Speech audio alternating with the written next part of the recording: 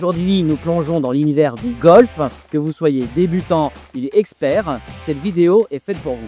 Vous découvrirez la définition du golf, les passes, les techniques avancées, les règles, le matériel, tous les conseils et astuces du moniteur, comment devenir coach de golf, diplôme, formation, durée. Et maintenant, j'ai rendez-vous avec François qui va me présenter son activité pour We Guide You Sport, qui est un site spécialisé dans le sport pour recruter des éducateurs sportifs et trouver des loisirs sportifs. Prêt à rentrer sur le green avec nous? C'est parti! Salut François! Salut Charles! Alors, aujourd'hui, je viens te voir pour découvrir ton activité qui est le golf. Toi, tu es coach de golf. À Aix-les-Bains. À Aix-les-Bains, effectivement. Et je voudrais savoir à quoi correspond exactement le golf pour que tout le monde puisse comprendre. Alors, le golf, c'est, on va imaginer pour que tout le monde comprenne, c'est un immense jardin. Et dans cet immense jardin, on va utiliser des outils, une balle, un club. Et le but, c'est de rentrer la balle dans le trou en minimum de coups. Et ton jardin, il fait quelle distance? Le jardin peut être très très long, il peut faire jusqu'à 600 mètres. Chaque jardin va être d'une différente longueur. Ok. Bon, je crois qu'on est calé sur ce que c'est le golf. Et c'était plutôt assez simple. Un jardin, des obstacles, une balle à taper pour aller le mettre dans un trou ailleurs. Puis en fonction de chaque parcours, la distance varie. Exactement. Bon alors Charles, ce que je te propose, c'est qu'on aille au practice pour faire tes premiers swings et voir voler tes premières balles. Avec des clubs, je vais t'expliquer tout ça. Allez, on y va. C'est parti.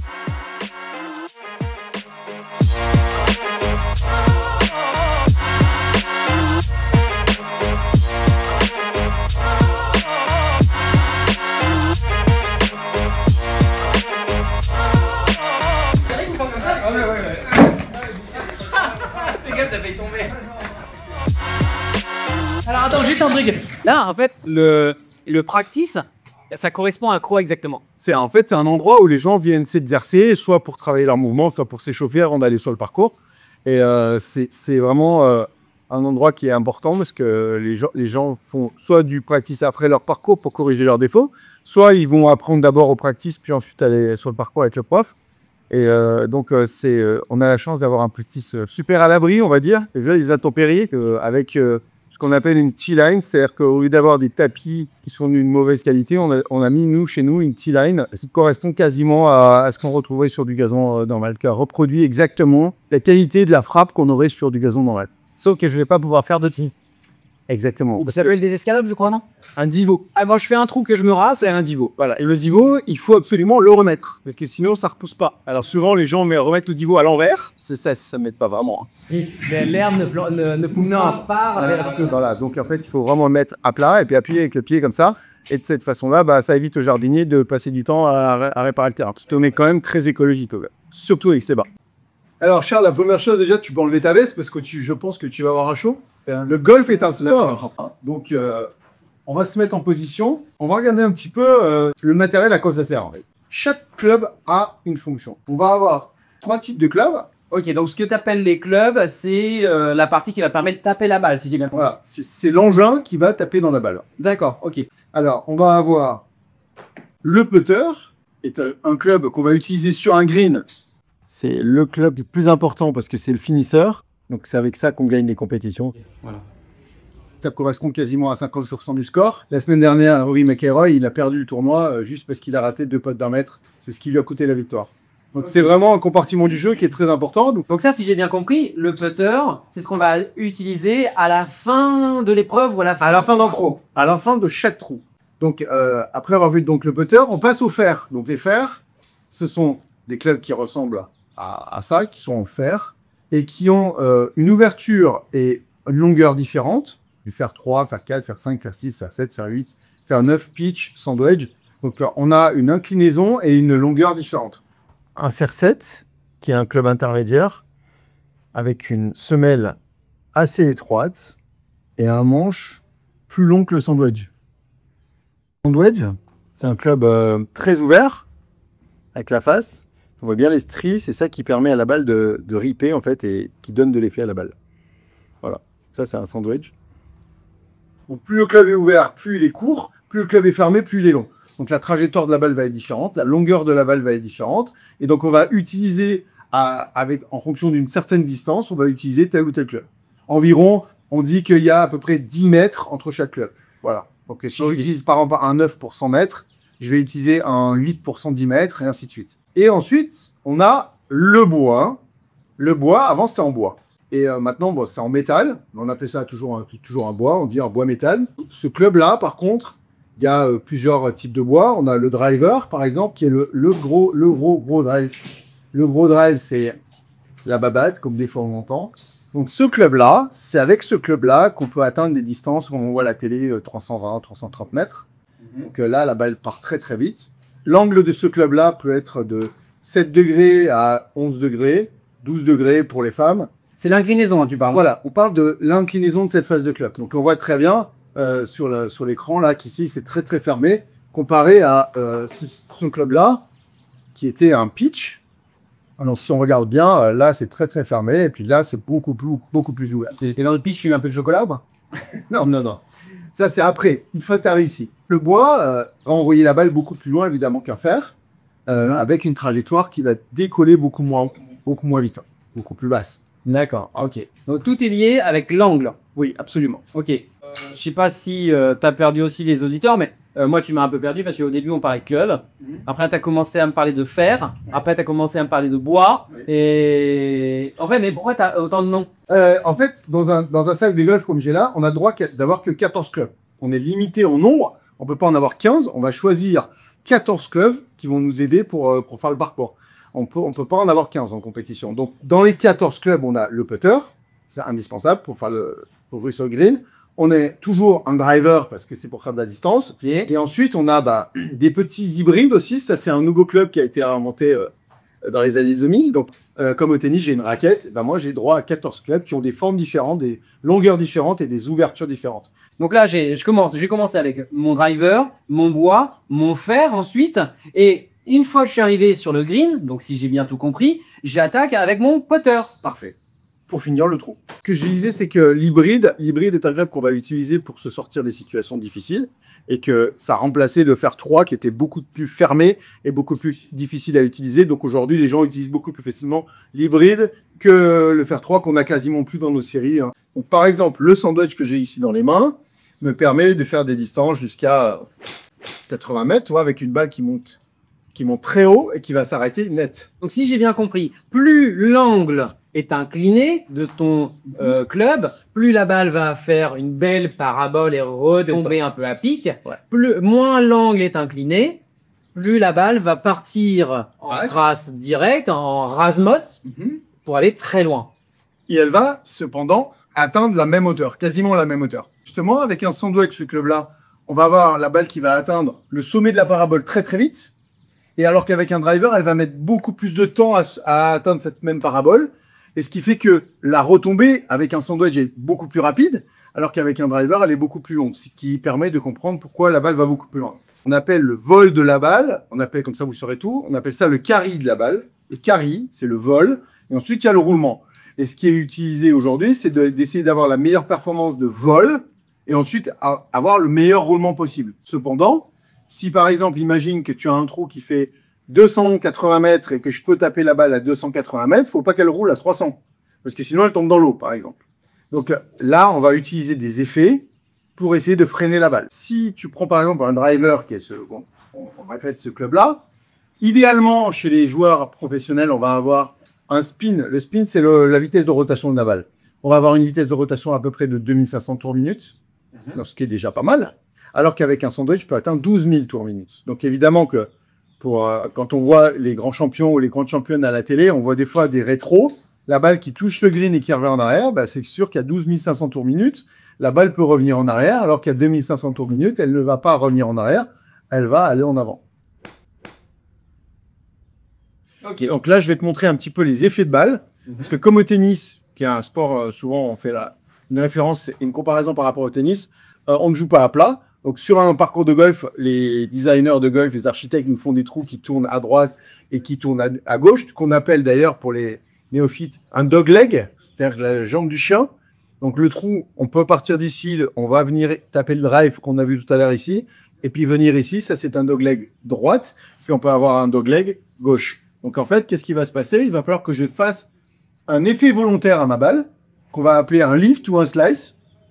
Et donc la technique au golf, c'est aussi apprendre à faire ces effets. Donc je vais te montrer un premier effet de balle vers la gauche. Tu vois, c'est assez impressionnant en termes de rotation. Ah oui, là, ma balle, elle tourne vraiment fort à gauche. Et ça va me permettre, si le trou tournait à gauche, par exemple, de pouvoir le jouer dans le bon sens. Ou si, par exemple, le trou tourne à droite, bah là, je vais avoir un effet inverse, c'est-à-dire un effet de slice. Et là, la balle, elle va tourner de l'autre côté. Tu vois, on voit bien l'effet. La balle tourne vers la droite. L'effet de slice est toujours moins accentué que l'effet vers la gauche, parce que la face de club, quand elle est ouverte, elle donne moins d'effet que quand elle est fermée. Donc Sledge, en fait, c'est juste le terrain de ce, si j'ai bien compris, qui va par là ou le terrain qui va par là. Voilà. C'est juste ça. Ok. Voilà. Là, maintenant, ça va être à toi de jouer. Donc, la première chose qu'on va faire, c'est travailler et faire attention à notre grip.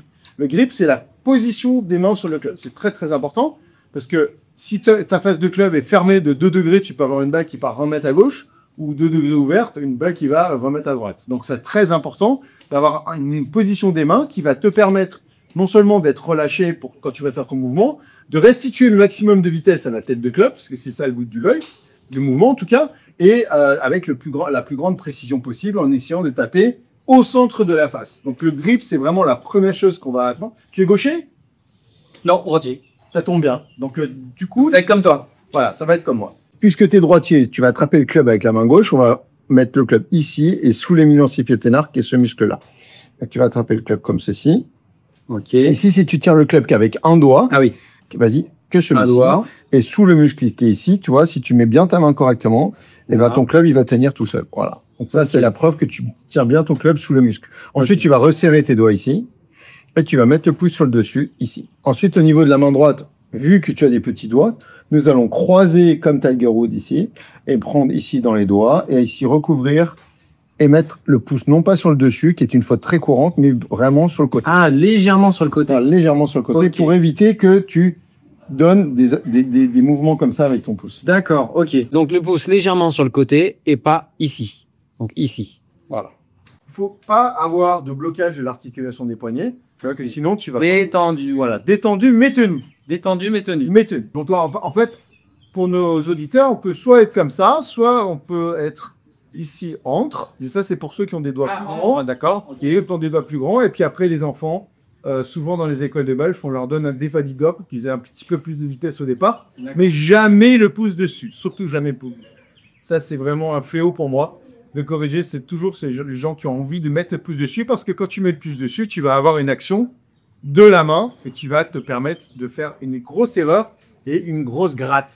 Les grattes, c'est quand tu touches le sol avant la balle, que tu ne touches pas la balle, que tu effleures la balle et que tu as envoyé plus de terre que la balle. C'est une gratte qui engendre un divot. Je parlais de divot. Voilà, un divot, alors le divot, ça peut être aussi le résultat d'un bon coup parce que un bon joueur, il va taper la balle et ensuite il va faire un divot et il va aller récupérer son divot, remettre son divot pour remettre le divot à l'endroit, comme on a dit tout à l'heure, et le reposer sur le sol. Mais la différence avec la gratte? La gratte, c'est quand tu touches le sol avant la balle.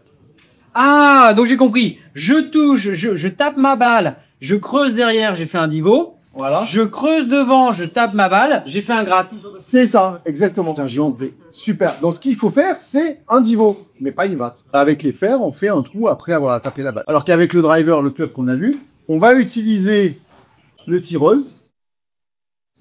C'est pour surélever la balle, d'accord, et pour taper le driver. Donc là, au contraire, on va prendre la balle en remontant. Ok, Donc là, on fera pas de divot. Ok, ok. Alors là, on a vu la position des mains. Ok. Après, succinctement, il faut que tu te mettes bien devant la balle. Donc, une chose qui est très importante, c'est qu'il va falloir que tu te tiennes droit et que tu t'inclines. Alors, surtout pas en te cambrant, mais en rentrant ton ventre pour essayé d'avoir le bas du dos plat, le plus plat possible, et avoir une position que moi j'aime bien donner comme repère les genoux. Si tu mets, vas-y, prends ta position comme ça, sans être assis. On te porte un peu plus, voilà. Le bas du dos, il est plat, parfait.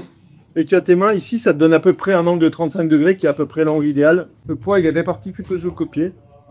Là, tu es dans la bonne position. Et on va dire qu'au niveau des pieds, on va se mettre dans une position téléski. C'est-à-dire qu'en fait, on va pas mettre les pieds écartés. Tu prends Donc plutôt les pieds droits, voilà, parallèles. Les pieds droits pour commencer. Et une fois que tu as mis tes pieds droits à largeur des épaules, comme téléski, tu es incliné, on a vu le repère ici. On va légèrement ouvrir simplement le pied gauche, légèrement un peu plus Voilà, pour te permettre de faciliter la fin du geste. Alors, et là, tu es prêt à taper tes premières balles. Allez, c'est parti. Donc Charles. là, j'y vais au feeling. Au feeling. Au feeling. Au feeling. Attention les gars, c'est parti. Ok. Ah, donc Charles a essayé de lever la balle, normal. Hein, quand on est à un club, généralement les gens essaient de lever la balle. On a dit tout à l'heure que tu allais faire un divot. Donc tu vois que si tu essayes de lever la balle, ça ne marchera pas. Garde le club dans tes mains. Ok, donc je le remets ici, je replace ici. Ça, ouais, parfait. Et le but, c'est que tu viennes frapper le sol ensuite, après. L'idée, c'est je frappe la balle, je frappe le sol, tu vois. Ah N'essaye d'accord. pas de lever la balle. Ok. Ok. Alors on Et- recommence. Est-ce que je dois chercher à taper ou pas? Non, tu Ouais. cherches déjà à avoir une précision dans la frappe. Donc je cherche pas à aller trop loin pour l'instant. Non. Parce que tant que ta balle, tu la prends pas en descendant, tant que tu ne comprends pas ce mouvement-là, ta balle ne décollera pas. C'est comme si je prends une balle, voilà, ici, je prends une balle. Si je veux que ma balle, elle décolle, je jette ma balle vers le sol pour qu'elle décolle. Exactement. D'accord, je vais pas passer sous la balle. Mhm. Hein, donc il faut que tu aies un petit peu la même approche. Vas-y. La balle, on va la mettre au centre des pieds, d'accord, pour le moment. Ok, Voilà, le pouce, là. voilà, au centre des pieds, ici. Voilà, tu vas venir pas chercher trop loin ici, et puis là, tu vas essayer de taper ici, là, et avec tes corps qui tournent. Allez, voilà. Ok. Parfait, allez, on y va. Sans forcer.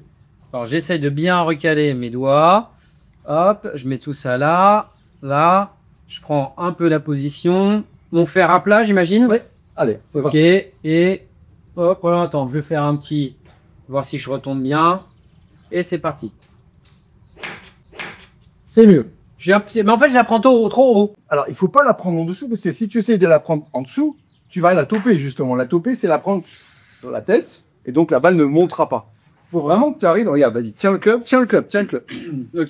Tu tiens le club, Je tiens le club. Ok. tu me laisses faire, d'accord? Tu es là, et c'est moi qui vais frapper la balle, d'accord? Tu me laisses faire. Tu subis, tu vois, là, la balle, elle monte toute seule. Ouais, mais on a 3 mains, c'est plus facile. Ah, ok. Ah, attends. Je vais le faire. Tu as vu que j'ai pas donné de force pour... Non, non, t'es tout en douceur. Hein. Tendresse, finesse et souplesse, hein, les gars. Hein. C'est ça. Et les bras, est-ce qu'ils doivent être comme ça, comme Alors, ça le comme bras ça gauche, il est allongé, il n'est Ouais. pas raide, et le bras droit, il est fléchi, puisque c'est le bras qui va être le lanceur. Ah, d'accord. Donc un peu comme ça. Voilà, parfait. Ok. Un peu là. Et puis là, ça va être parti. Et doucement, Charles. Ça s'appelle un air shot. Un air shot, et ça compte un coup. Ah, Quand d'accord. tu essayes de chasser la balle, tu passes à côté. Ok. Alors, attends, je m'y remets. Voilà, il est ici. Ok. Là. Ok. Bon, on n'arrête toujours pas. Un petit peu plus loin, je gagne quelques mètres. Ça commence à venir, mais il y a un manque, c'est que tu as toujours envie de passer en dessous. Et surtout, ce qu'il va falloir que tu fasses, c'est que c'est le golf. Quand je vous ai montré tout à l'heure, il y a un grand serre de poids. Là, tu restes sur tes deux pieds et tu bouges pas. Là, c'est comme un lancer. Donc, mon bas du corps va tourner et mon poids va venir se mettre sur la jambe gauche. Donc, quand tu vas finir ton tête, voilà, tu vas avoir le poids, voilà, parfait, sur la jambe gauche et tu vas pas rester sur tes deux jambes. Ok. Ok, on essaye? Allez. Et l'angle de mon club, Il essaye est bon. comme ça? Pas comme ça, en fait. Non, comme ça. Ah, d'accord. Ah, bah ouais, mais j'avais pas toute la technique au départ. Ouais, voilà, c'est ça. Donc plutôt comme ça. Mais je vais pas tout te dire en même temps quand même. Ah, d'accord, ok. Donc là, attends, bouge pas. Ah, mais. Alors là, tu as un peu trop sauté, un peu trop position Dalton. Hein? Ok. Voilà, Donc là, plie un peu moins tes jambes, retiens un peu les pieds, pose un peu les pieds, voilà, là. à toi, j'ai la marche là. Là, et c'est pas grave. Les parcours sont pas toujours clairs. Hein. Donc là, je suis là. Ok. Voilà, tu es aligné sur le 125 mètres. Ok, et toi, Regarde, poteau. Ah, non, mais pas tourner encore. Ah, mais c'est pas encore tourné. Ok, il va falloir que tu tournes. Il faut que ton poids reste sur l'avant gauche. Ok, alors attends, on va s'y remettre. Allez. Là, tu nous as fait un dingo, là. Un tour complet. Ouais, mais c'est parce que je l'ai poussé un peu, mais. Ok. Tu mets trop de force. C'est pas une question de force, c'est une question de précision. D'accord, ok. Donc précision, là je me stabilise. Et dans les épaules, détendu. Et précision. Donc on va y aller. Filet. Ah, on commence à être un peu mieux, non? Enlève le coup du dessus. Ah oui, là, sur le côté. Voilà, là tu te penches bien. Là, on va venir se mettre ici. Tu n'as pas besoin d'aller plus haut que ça. Si tu vas trop haut, tu n'y arriveras pas. Ok, donc tu vas pas aller plus haut que ça et après tu redescends. Et là. Toujours au-dessus. Toujours au-dessus. Au-dessus. Ok, donc il faut que je cherche à taper le tapis quand même. En fait, pour le moment, tu tapes ici. D'accord. Toi, tu n'as pas frappé devant. Ok. En fait, je te fais ça, toi, tu frappes devant. toi, tu mets un coup de poignet pour passer dessous. D'accord. Donc en fait, il faut que je garde les poignets un peu raides. Bah, pas vraiment raide parce que c'est pas très juste, mais il faut pas que tu donnes un coup de poignet en fait. D'accord. Faut pas que tu essayes de choper la balle. Faut pas que tu essayes de passer sous la balle. Il faut que tu essayes de compresser la balle. Ah, magnifique! Yes! Champion du monde! Incroyable! 100 mètres, regarde. Ah, tu le sais direct? Ah bah oui, bien sûr. Ah, tu vois, on a même la trace de ta balle. Moi, tout à l'heure, je te disais qu'une balle, ça pouvait tourner jusqu'à 12 000 tours minute. Donc là, tu as utilisé un fer neuf et tu es à 9 000 tours minute. Putain, c'est fort ça. Alors ça, c'est un truc de fou, c'est que ton Trackman, il arrive à avoir la rotation, à avoir la trajectoire. Ah, tu as parfait tout. Au niveau du centrage, tu vois, tu étais légèrement sur l'avant du club. Ici, je peux même avoir en mode vidéo donc le chemin de ton club. Donc ton chemin de club était un peu trop vers la droite, avec une face de club qui était un peu plus fermée que ton chemin, ce qui a occasionné un léger effet vers la gauche. Ouais, en fait, je voulais faire un slice en fait. Et ben là, tu as fait un draw. Ah non. Voilà, donc c'est pas grave. Mais avec un fer neuf ou un twitch, déjà, tu as 90 mètres, toi. Après 10 balles de golf, c'est déjà très très basique. Le pitch, c'est un peu moins loin que le neuf. Donc avec le pitch, on ferait 10 mètres de moins qu'avec le neuf. Voilà. Tout simplement. D'accord, ok. Donc là, j'essaye de repartir. Allez, c'est parti. Tu remontes pas trop haut et tu fais exactement la même chose. Sans force. Tout en douceur. Voilà. Ok. Ah, elle a encore décollé, mais tu l'as pris un tout petit peu. J'ai pris un peu haut et je l'ai senti dans le... Un tout petit peu sur les cheveux, celle-là. Ouais, je l'ai senti dans le club. Tu lui as fait une coupe rasante. Ok. Oui. Fantastique. Incroyable. Tu as fait 106 mètres de portée. Ah, j'étais pas loin. Tu vois, tu as fait 106 mètres de portée et ta face de club était vraiment droite. Parfait. Ouais, je sais, ouais. Voilà. Bah, c'est vachement bien ce truc. Il faut vraiment avoir une bonne position et surtout ne pas cambrer le bas du dos. Ok. Parce que ça, c'est vraiment très très mauvais. Donc là, tac. Voilà. Et tu tournes le pied. Allez, tourne-moi le pied. Voilà, parfait. Bon, c'est super ça. J'ai tapé un petit peu haut. Essaye de lui donner trop de force, tu vas pas y arriver. Donc je lui donne juste un petit. Ouh, ça c'était une soquette. Là, il a failli y avoir un mort. Là, t'as failli te la prendre entre les deux jambes. Voilà, attends. Pas trop de force, Charles. Pas trop de force. Donc là. Voilà. Sauf que là, j'ai pris encore trop haut. Parce que tu n'as pas tourné. Tu n'as pas. Voilà, exactement. Ok. J'essaye, je me concentre. Voilà. Là, tu vois, là, tu as fait ce qu'on appelle un draw. C'est une balle qui part légèrement à droite et qui revient vers le centre du mouvement. Finalement, j'ai laissé mon regard sur la balle. Est-ce que c'est ce qu'il faut faire? En fait, au golf, il ne faut pas quitter la balle des yeux. Ne pas quitter la balle des yeux ne veut pas dire on ne bouge pas la tête. Ah, donc, je suis ma balle, je la tape et après, je la suis là-haut. Donc, ça veut dire qu'on ne va pas laisser la tête immobile, comme je vois souvent ici, parce que les gens sont au finish, ils se font mal à l'épaule, ils se font mal au coude, et puis qu'on dit vite, etc., etc. Les bras pliés, ce qu'on appelle le chicken wing, c'est quand on finit comme ça, parce qu'ils essaient de laisser la tête sur la balle. En fait, c'est un mouvement de lancer. Donc, le mouvement de lancer, on va vraiment avoir un mouvement qui va accompagner. Donc, il n'y a pas de blocage de la tête. Ok. À la montée, on va regarder la balle. Donc, la balle est immobile. On va regarder la balle, on va tourner. Et ensuite, je vais suivre ma balle. Évidemment, on ne va pas forcément avoir envie de faire partir la tête en premier, même si dans tous les sports de rotation, c'est quand même la tête qui est moteur et qui occasionne la rotation. Ok. Un patinage artistique, on voit ça. Dans tous les cas, on voit ça aussi. Donc, la tête peut être un moteur à la rotation. Au golf, on va éviter de la faire tourner trop vite, mais on va quand même la laisser libre de tout mouvement. Un golfeur, c'est beaucoup plus quelqu'un qui aujourd'hui va être là, qui va venir charger ici et qui va venir faire un saut et vraiment une rotation, tu vois, de là, venir charger à gauche, ou de là, faire une rotation. Alors qu'avant, dans les années 70-80, on jouait avec les genoux ancrés à l'intérieur, on était bloqué au niveau des freins, on était comme ça. Alors qu'aujourd'hui, on est sur quelque chose qui est beaucoup plus... Chercher du relâchement. Ouais, beaucoup plus dynamique. C'est quelque chose qui est beaucoup plus dans le dynamique. Oh, oui, énorme. Tu sais quoi? Quand au bout d'une demi-heure, l'élève bat le maître, alors là, franchement, vas-y. Félicitations. Hein, oui, bien sûr. Au début, c'était pas gagné. Hein.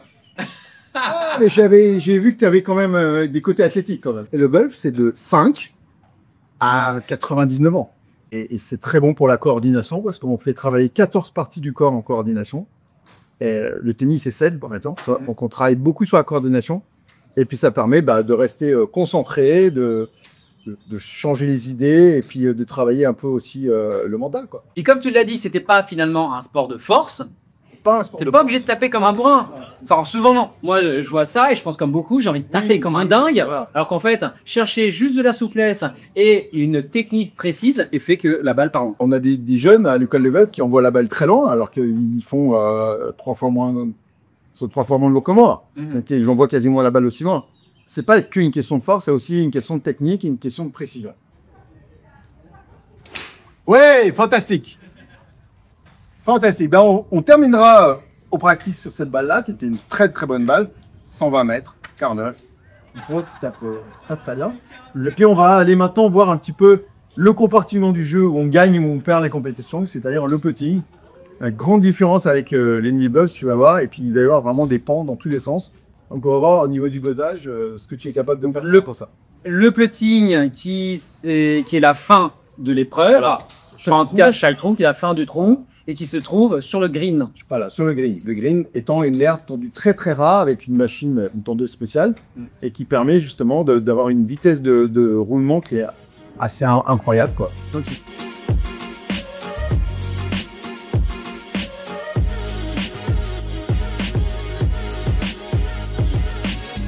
en même temps, tu as fait le practice, là, tu vois, ça s'est bien passé.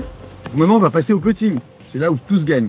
Le putting, c'est là où il y a le drapeau, c'est la finition du trou, en fait. Ok, voilà. C'est là où ça se gagne. Donc là, on était justement sur l'explication des différences des trous. Bah tiens, justement, on va s'arrêter là. Ok. Alors là, il y a un par 3. Un par 3, c'est un petit trou, en fait. Alors, donc la distance, ça peut aller jusqu'à 225 mètres et 230 mètres. Donc tu vas partir de boules blanches, jaunes, bleues ou rouges en fonction du handicap et du sexe de la personne. Donc les bons joueurs vont partir des blancs, les hommes, les bons et les pros vont partir des blancs. Attends, les blancs, c'est ça? Oui, les boules blanches, c'est ça. Donc en fait, le joueur va avoir le droit, en fait, on va en profiter qu'on est dessus, on va avoir le droit de se mettre à 2 longueurs de club, donc deux longueurs de club en arrière, parce qu'on n'est pas obligé de se mettre exactement sur la ligne. On peut se mettre 2 longueurs de club en arrière pour se mettre à n'importe quel emplacement sur ce départ. Donc là, en fait, c'est le départ d'un parcours. C'est le départ d'un trou qui est un par 3. Tu vois, le drapeau est là-bas, et donc on a de l'eau à passer, et la distance est 140 mètres. Ah, mais attends, parce que, en fait, je crois que je viens de comprendre. Le par 3, c'est parce que ça se tape en 3 coups. Le par 4, c'est parce que ça se tape en 4 coups. Et le par 5 en 5 coups. Voilà. Et il y a quelques par... ouais, d'accord. Non, mais attends, tu as pu m'expliquer avant, j'avais pas compris. Voilà, et il y a quelques par 6 dans le monde. Donc ça, c'est un par 3. Donc ça veut dire que moi, par exemple, qui suis moins de 2 d'handicap, je dois faire avec ces bains 68 coups. Sur le total des trous cumulés 3, 4 et 5, comme j'ai un handicap de plus 2, je dois faire 2 coups de moins que le score idéal. Ok. Si toi, tu commences le golf, tu vas commencer avec la carte verte, puis ensuite, tu vas passer le handicap. Ton premier handicap sera de 54. Donc, tu auras le droit à 3 coups sur chaque trou. Donc, sur le trou numéro... Ici, c'est le trou numéro 10, c'est un par 3. Tu pourras faire 6 coups, alors que moi, je dois en faire que 3. Ok. C'est comme ça que ça permet, en fait, entre différents joueurs de niveaux différents, de pouvoir faire une partie ensemble. Moi, je partirai des boules blanches. Toi, tu partiras des boules jaunes. Toi, tu devras faire 6 et moi, je dois faire 3. Voilà. Et ça permet, sur un par 4, il faut que tu fasses 7. Moi, il faut que je fasse 4. Et sur un par 5, il faut que je fasse 5 ou mieux. Et toi, il faudra que tu fasses 5 et 3, 8. Voilà. Ok. Et c'est comme ça qu'on calcule le handicap. Quand quelqu'un te dit je suis 18 de handicap, ça veut dire que avec ses bains, il fait 88 coups. Voilà. Ok. Donc j'ai mieux compris maintenant. En fait, c'est juste le nombre de coups, le par 3, le par 4, le par 5. C'est juste le nombre de coups idéal que tu devrais faire sur ton parcours, sur ton trou. Alors, sur ton trou. Sur le trou défini. Donc là, tu nous emmènes au putter. Voilà. Au green, en fait. Voilà. On va sur un green d'entraînement qu'on appelle le putting green. Le putting green. Le putting green, c'est une aire d'entraînement où il y a 9 trous et on va pouvoir s'entraîner sur ces trous-là. Donc on va les putter. Voilà, on va les putter.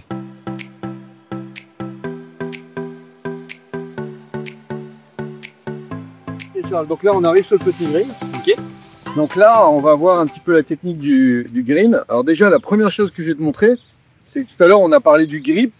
Et justement, le grip, c'est aussi cette partie plastique. Donc, tu vois, Charles, par rapport au grip qu'on avait tout à l'heure sur le practice, celui-là est rond alors que celui-là est ovale. Donc ça va engendrer une différence dans la prise du club. Là, ça sera beaucoup plus dans les doigts et là, ça sera beaucoup plus dans la paume. Ici, on a vraiment le club ici, alors que dans le swing là-bas, on est ici. Là, ici. Là. Et là. Et là et ici. Et tu fais contrairement à tout à l'heure où tu étais là. Contrairement à tout à l'heure où tu étais là. Là, ici, par contre, on est ici. Voilà. Donc ça, c'est une grosse différence. Et puis là, on va mettre aussi le pouce droit sur le dessus parce qu'on voit qu'ici, c'est plat.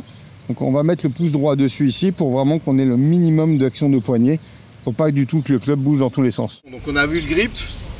Ici, on va avoir une position des pieds écartés pour se sentir à l'aise. Une balle plutôt au pied gauche. Le club bien posé à plat. L'œil gauche au-dessus de la balle. Les bras pliés. Et je vais avoir vraiment un mouvement de balancier de mes épaules. Comme ceci. Avec un bas du corps le plus stable possible. Donc alors Charles, tu vas prendre ton club ici. Là, ok. On va mettre le pouce dessus. Donc là, je mets les pieds autour de la balle, ou la balle centrée voilà, comme ça. Entre mes pieds. Et là, tu fais et là, un en petit fait, balancier. donc légèrement. Donc, et surtout, tu t'arrêtes pas dans la balle. Tu fais une petite montée, tu traverses. Ok. Donc là, je vise là-bas. Ok. Petite montée. Non, pas trop. Alors. Petite montée. Petite montée et je traverse. Voilà, c'est ça. C'est l'idée. C'est ça. Ok. Mais là, je me suis un peu arrêté dans la balle, non? Tu t'es un peu arrêté dans la balle. En fait, il faut que j'accompagne la balle. Ok, petit balancier,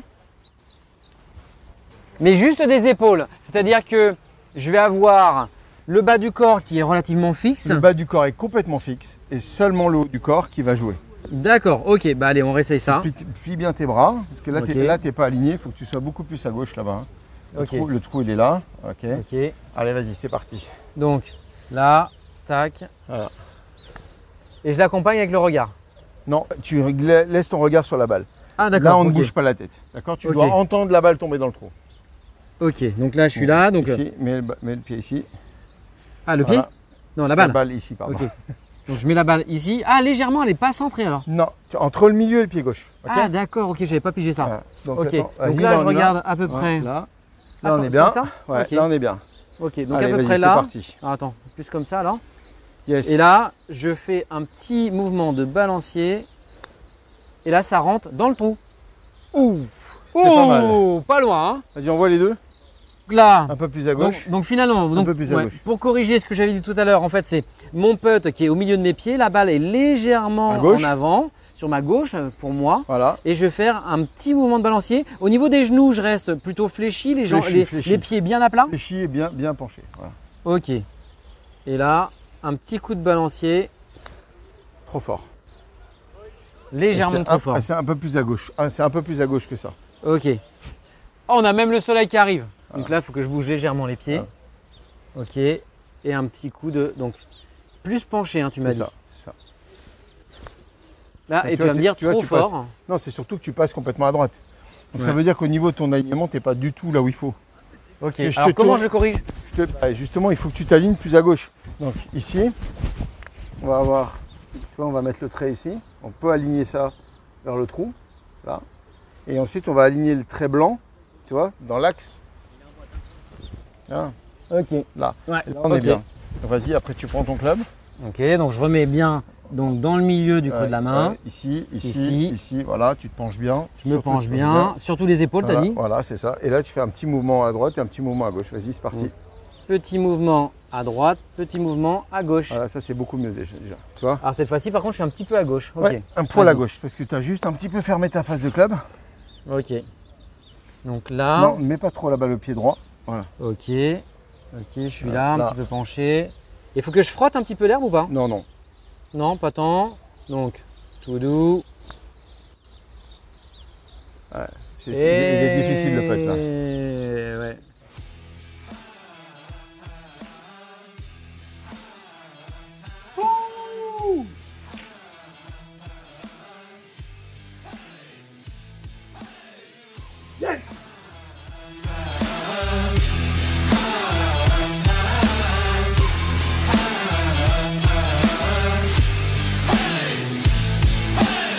François, sur le golf, est-ce qu'une personne qui a un handicap peut venir pratiquer? Oui, bien sûr. Il y a de nombreuses personnes avec un handicap qui pratiquent le golf. D'ailleurs, il y a une association qui s'appelle Handigolf, qui marche très bien, et avec des gens complètement étonnants. Je me souviens d'un joueur qui avait qu'une jambe, et il drivait à 240 mètres sur une jambe, et un autre qui avait qu'un bras et qui tapait aussi fort que moi avec 2 bras. D'accord, Donc ok. oui, il n'y a aucun problème. Ok, peut-être aussi avec des déficiences visuelles, ça doit être tout à fait possible. Les aveugles jouent aussi au golf, et il y a d'ailleurs des championnats du monde d'aveugles aux États-Unis, et c'est assez incroyable de les voir jouer. Ils ont un rythme absolument incroyable. D'accord. Du coup, je suppose qu'ils sont accompagnés par un guide ou par une personne qui les oriente. Absolument, leur caddie leur sert de guide en fait, et ils puttent, comme on vient de faire là, avec une cloche, pour avoir la distance, en fait, ils se repèrent par rapport à la cloche. D'accord. Alors tu as dit le caddie. Le caddie, c'est la personne qui qui accompagne Voilà, le golfeur. le caddie, c'est le joueur, la personne qui porte le sac, les joueurs professionnels. Tu regardes, t'as loupé la route là.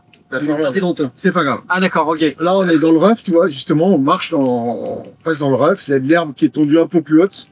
Et puis là, maintenant, on est sur le fairway, qui correspond à l'endroit, en fait, une allée. Quand tu pars du départ, tu essayes d'aller sur l'allée, en fait.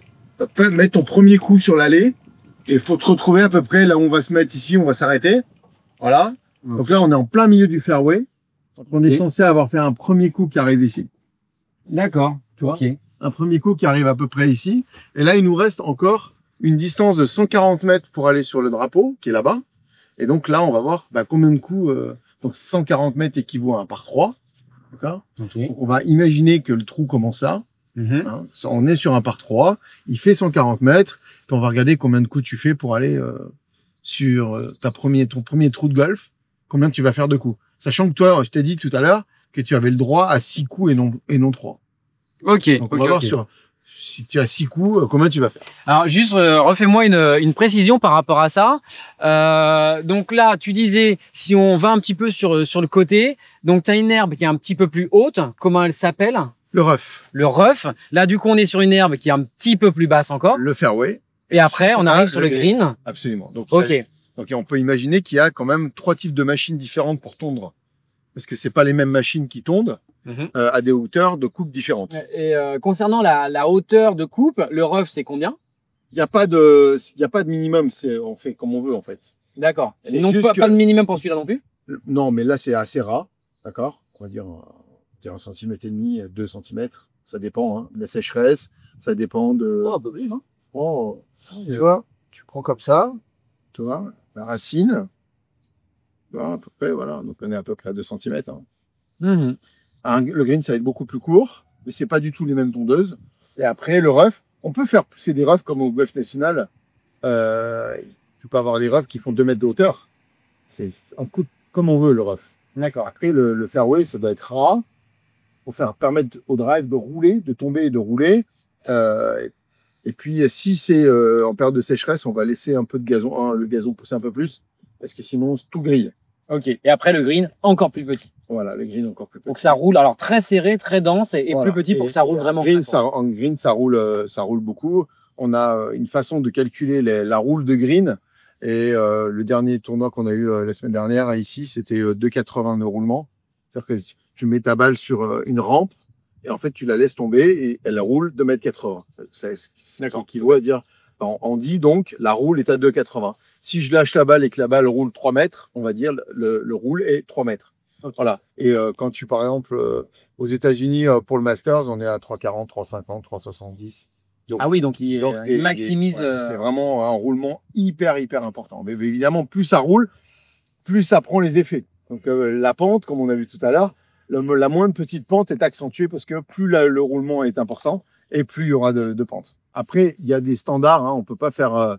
On peut pas avoir un roulement à 2,40 sur un grand tournoi. Il faut que quand même il y ait une homogénéité dans le roulement des greens qui sont préparés bien en avance par les équipes terrain. Et donc, on sait qu'on va optimiser. Mais des fois, il peut y avoir des petites différences entre il a plu, il n'a pas plu, il y a eu un orage et des choses comme ça. Mais les parcours sont préparés en avance pour avoir le roulement parfait. Voilà. Sachant que les pros aiment pas les greens lents. Okay. Les amateurs, oui, parce que c'est plus facile. Mais les pros aiment les greens rapides. Voilà. Alors du coup, là, on attaque sur... un trou, là, donc on a un par 3 de 140 mètres en montée. Là, on est sur un départ. Ouais. Le drapeau est là-bas, le départ est ici. Et donc là, on va utiliser un tee pour surélever la balle, d'accord? Donc on va mettre le tee avec la balle comme ça, d'accord?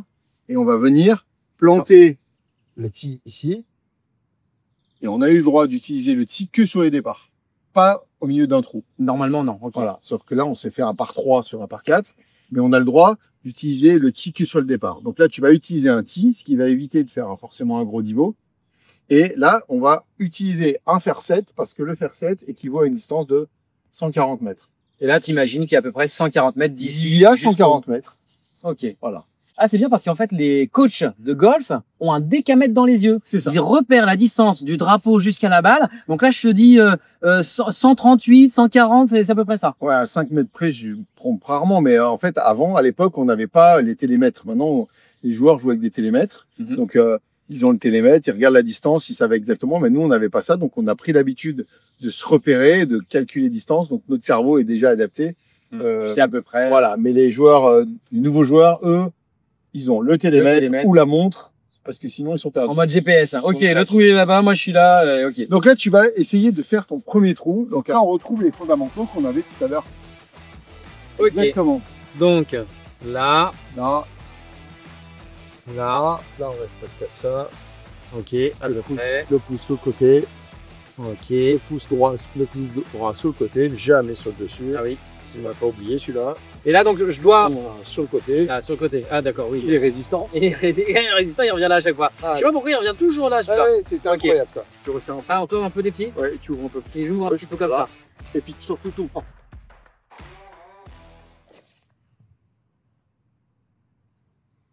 Et donc là, j'ai visé. Je suis allé sur un autre parcours. Là, j'ai changé de parcours, c'est ça? C'est ça. En fait, il nous a raccourci le parcours. Il est, au lieu d'aller là, il est allé là-bas. Bah, écoute, tu es passé directement du trou numéro 1 au trou numéro 8. Donc, au moins, le parcours va pas être trop long. Par contre, je sais pas. Bon, en gros, ça veut dire. En plus, il y a des voitures qui passent. Bon, j'ai pas encore shoté une voiture. Non. Mais tu Pas vois, mal. t'as pas voulu mettre la balle suffisamment au pied gauche. Et du coup, tu l'as foutu à droite. Parce qu'en fait. Non, mais j'ai orné le club là, non? Non, mais quand tu arrives là, le club il est ouvert. Ouais. Si tu mets la balle au pied gauche, il se ferme le club. Donc, c'est pour ça qu'il faut mettre la balle au pied gauche. Ok.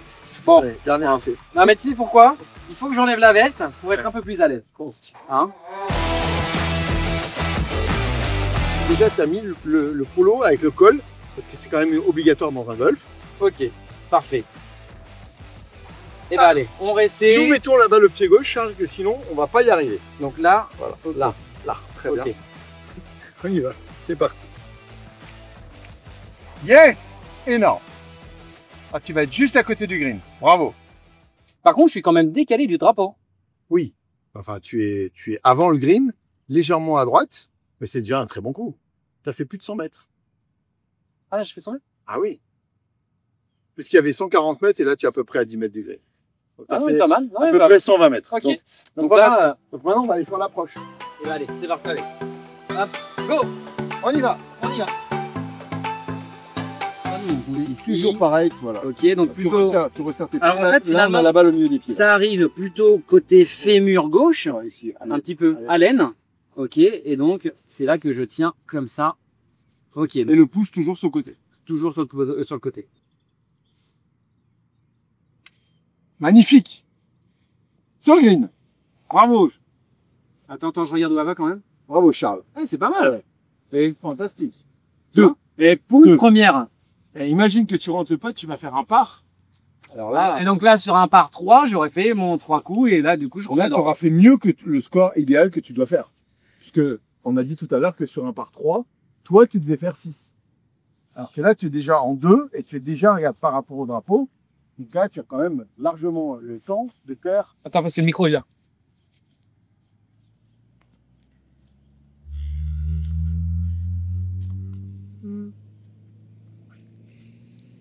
Tu as une super approche, donc maintenant il y a par petit sur un des greens les plus difficiles du golf de Tseva, parce que la pente est comme ça. Donc on va essayer de déterminer l'endroit où part t'envoies la balle pour essayer de cas ou même de coups pour rentrer ta balle. D'accord. Ok. Donc ça c'est ce qu'on a vu tout à l'heure. Donc regarde Perfect. le drapeau. Donc là, on a une pente comme ça, le green monte et il peut viser à peu près 1,50 m à droite. Ok, qu'est-ce qu'on va faire? On va utiliser la marque de la balle. On va mettre le trait de la marque de la balle 1,50 m à droite. Là, je te le fais comme si tu le faisais toi. J'ai mis le trait de la balle 1,50 m à droite. Ensuite, tu places ton putter, la ligne blanche du putter 1,50 m à droite. Positionne-toi. Donc là, en fait, tu as le droit de toucher la balle pour la repositionner. Tu as le droit de la marquer quand elle arrive sur le green avec un marqueur. Tu as le droit de la relever, tu as le droit de la nettoyer et tu as le droit de la replacer. Ensuite, tu enlèves le marqueur. Après, donc le joueur peut tout à fait, quand la balle est marquée, la toucher, la nettoyer, l'aligner vers donc l'objectif que l'on s'est fixé. Ok, par contre, pas le droit de l'avancer d'un mètre, pas le droit de... Bien sûr que non. Ok. Sinon, ça s'appelle de la Triche. Ok. C'est bien, On j'ai bien ne triché triche un pas. peu. Ah, ok. Ok. Alors là, donc, tu m'as dit, je suis là, je suis positionné, je vais faire un petit coup de balancier et il faut que je vise à 1,50 m au-dessus du drapeau. Là, on a fait en sorte de viser 1,50 m. Ok. Maintenant, ce qu'il faut que tu trouves, c'est plus l'alignement, parce que là, il est bon, c'est trouver la force pour aller là-bas, sachant que ça monte un petit peu. Il va falloir que tu tapes un petit peu plus fort que la distance qu'il y a à faire. Ok. Donc, c'est là, c'est pas évident parce que je là où dois essayer de l'entraînement- mesurer. Voilà, c'est là où l'entraînement, comme on a fait tout à l'heure, te permet de savoir à quel dosage tu dois faire pour faire telle distance. Par contre, là, il faut qu'on enlève le drapeau pour que je puisse viser dans le trou pour que la balle tombe parfaitement dedans. Alors, depuis le Covid, tu n'es plus obligé d'enlever le drapeau. Okay, et en fait, on ne pouvait pas toucher les drapeaux pendant ce Covid. Et donc, voilà. Donc, maintenant, on a le choix. Soit tu le laisses, soit tu l'enlèves. On n'est plus pénalisé. Avant, on était pénalisé de 2 points si on touchait le drapeau. Et maintenant, bah, on a le choix. Fais comme tu veux. Ok. Donc, je pense que vu la distance du putt, c'est mieux de le laisser. Ok, bon, bah, nickel. Allez. Donc là, dans le creux de la main ici, Parfait. là, j'ai Là, le droit là, de tu mettre peux mes mettre le pouces pouce. Ouais. et de mettre mon pouce à l'intérieur. Les bras pliés. Les bras Penchés. pliés, Nous sommes bien alignés. bien alignés. Regarde la distance. Allez, dose-moi ça. Ok, on va poser ça. Un peu fort, non? Ouais, c'est un peu fort. Soit c'était la bonne porte, hein. Regarde, elle est revenue dans l'axe. Ah, d'accord. Donc là, du coup, je suis sur le green. Je suis obligé de retourner à ma balle qui est là-bas pour refaire la même chose dans l'autre sens. Alors ensuite, il faut que tu puttes de là-bas. pour Ok. entrer la balle dans- Ok, donc là, on y va, j'imagine. Voilà. T'as un Là, peu c'est vite, un putt, et donc ta balle va pas aller vite. Ok. Donc ta balle va pas vite, elle prend beaucoup plus la pente. Toi, il va faire vraiment à queue. Ok. Là, et pas fort. Attention, n'est pas fort. Bon, c'était bien. Juste comme ça. Voilà, et pas fort. Même à pas fort.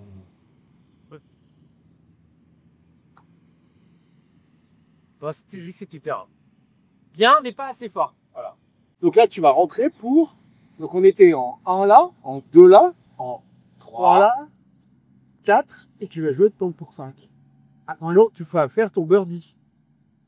Ah. Si tu rentres, tu vas faire ton birdie. Je t'explique après. Ouais, tu vas m'expliquer. Ouais, parce que là, c'est encore une notion de vocabulaire que je n'ai pas. Là, normalement, si je me trompe pas, ça devrait rentrer. Je vais me concentrer un peu et j'ai le droit de l'accompagner ou pas? Comme ça, là. Faut que tu la tapes. Ça, c'est parfait. Voilà. Donc là, tu as fait 5. 5 au lieu de 6. Parce que le triple short, idéal. Donc tu as fait un de coups de moins que ton score idéal, ce qu'on appelle un birdie. Et 2 coups de moins, c'est un eagle. Un coup de plus, c'est un bogey. 2 coups de plus, c'est un double bogey et un cycrasse. Ok. Donc, birdie, ça vient de bird, ok. Eagle, ok, oiseau, aigle. Après, on a l'albatros encore un 3 en dessous. C'est albatros. Mais albatros, ah, c'est pareil en anglais? Albatros. Ok. Et les autres correspondent à quoi en anglais? En français? Bogey, c'est out, par, d'autres, par, out, par. Ah, mais Souest. il y a pas raison, en fait. Birdie, un peu. Pour moi, bogey, je suis dedans. C'est pas encore fort. J'ai pas t'auras l'occasion, grâce à moi, j'enseigner. Voilà, absolument. Bah bravo en tout cas. Ouais, merci. Bon, bah, ça, c'est fait. Du coup, après, je reprends ma balle. Il est trop fort. On vient de finir mon premier parcours. Toi, d'où t'es venue cette passion de devenir coach de golf? Bah, en fait, c'est un peu le hasard. Je faisais du ski et j'étais en sport-études et puis il n'y a pas eu de neige. Et donc, ma maman habitait au pied d'un golf. Et du coup, je suis allé prendre une première leçon et puis j'ai trouvé que c'était un sport de précision incroyable. Et j'ai adoré ça. Et du coup, je m'y suis mis à fond et voilà. Et puis, je suis devenu pro. D'accord. Et combien de temps il t'a fallu d'entraînement pour arriver à l'entrée de la formation? Alors à l'époque, il fallait être handicap 5 pour pouvoir faire la formation. Et donc j'ai obtenu cet handicap 5 en 3 ans. Et au bout des 3 ans, donc j'avais mon niveau d'handicap pour aller passer ma formation. Et je me suis inscrit. Et ensuite, tu vas dans une école fédérale. À l'époque, il y avait Vichy.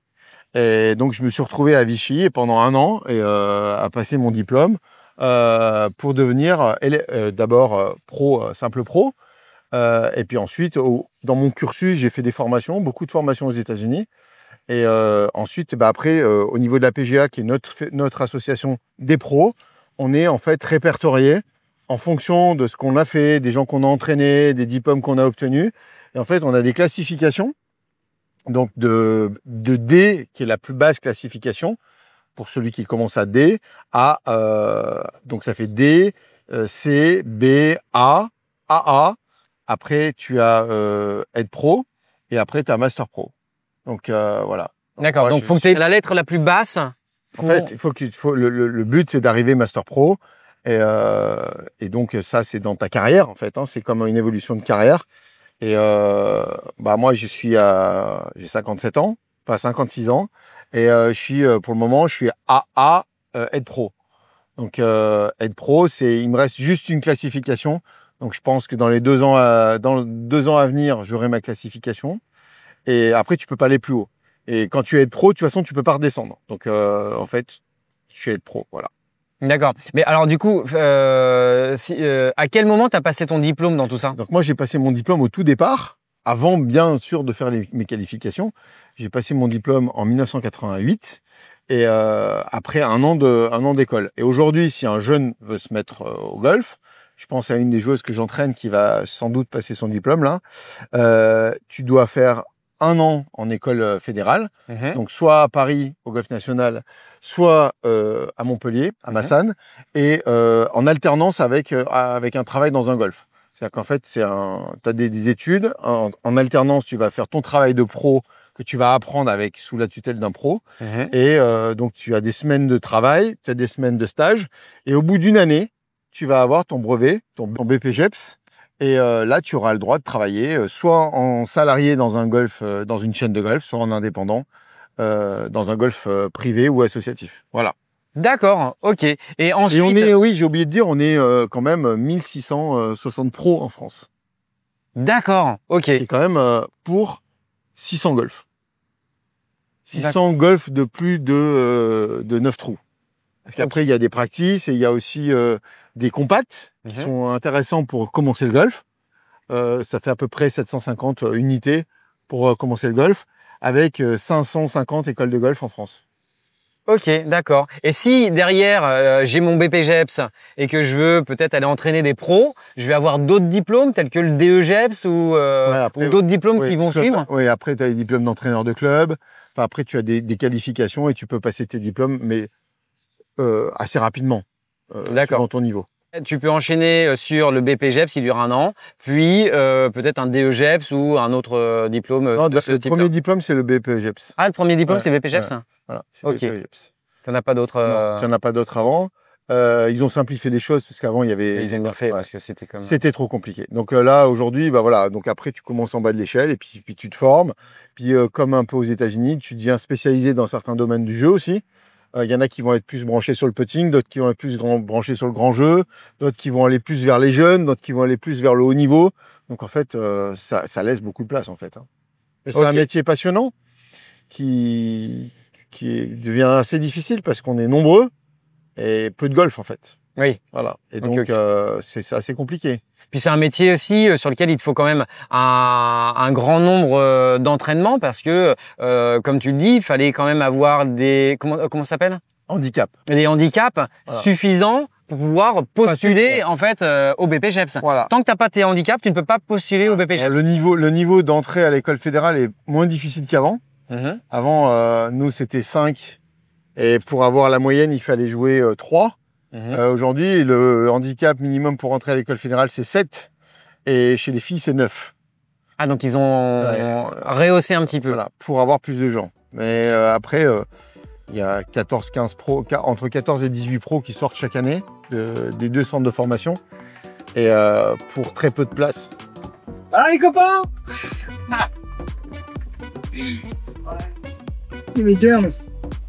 Salut les filles.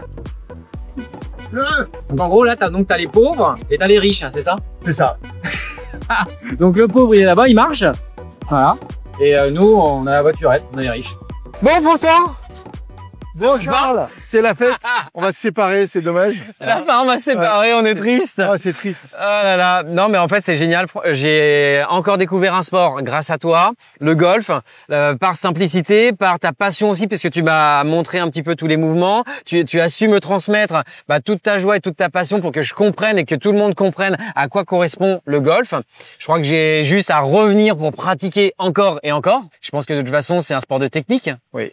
de précision, D'humilité. d'humilité et ça comme chaque sport de toute façon faut pratiquer Ouais. des années pour que ça se passe savoir faire le sport tout simplement quoi. Voilà, c'est ça, pour toucher un petit peu un niveau, quoi. Mais tu t'es pas mal débrouillé quand même, hein. Ouais, j'ai fait quand même des beaux ratés hein. Ah, oui, mais tu as fait des belles balles. Il faut surtout retenir que les bonnes.